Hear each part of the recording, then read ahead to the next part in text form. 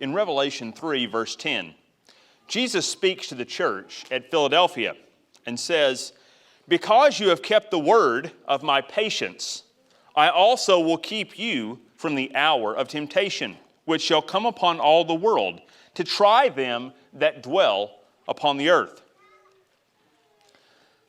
The times when it is hardest to continue in obedience is when your patience is tested.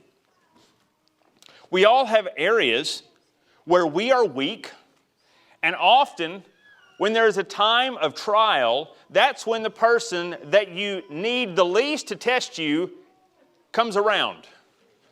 At which point you pray earnestly for God to bless that person and keep them far away. Whether it's your spouse, a child, a coworker, a friend, or someone else, it's never just that one person who's causing you the problems that you think. We all think often, well, if it was just not this person, or if it was not this situation, my life would be so much better. And then eventually the Lord will make it better, and then you'll find out it just comes from somewhere else. It never ends. It's like this sanctification thing. It's a lifelong process.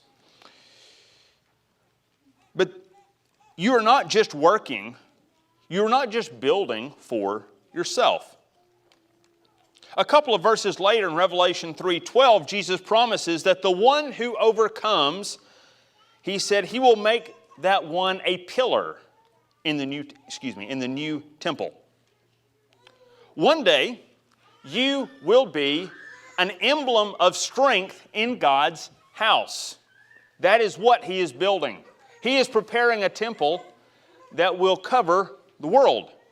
Now you combine that picture of God building His temple and doing so through saints who are keeping the word of His patience, combine that with Jesus' words in Matthew 7, comparing the one who hears and obeys His words as one who builds his house on a rock.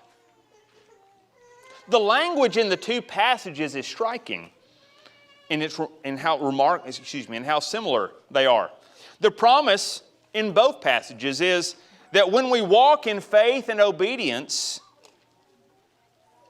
over time, in one place it says that you are building a house. In the other, it says that God is forming you into His house.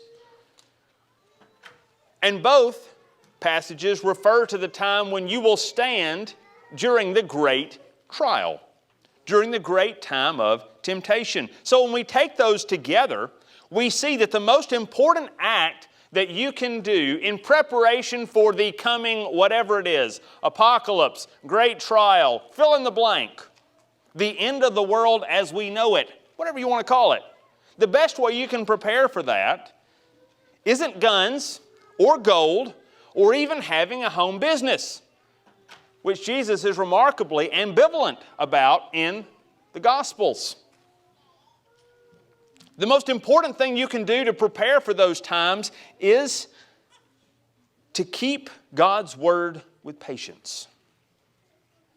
No matter who or what is frustrating you, you build your home one stone at a time through every act of obedience, every patient word, and every gentle response. So therefore, saints, build in preparation for the hour of temptation.